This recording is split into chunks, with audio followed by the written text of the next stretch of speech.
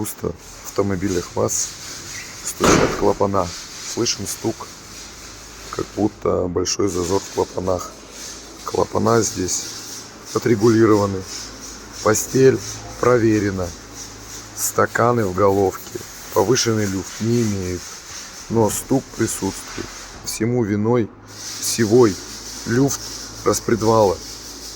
Лечится он подтачиванием крышки с правой стороны ГБЦ.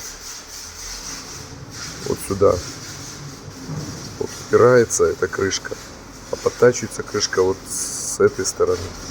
И люфт, если будет больше, чем миллиметр, и миллиметр вот вправо-влево он будет ходить больше миллиметра, будет стук.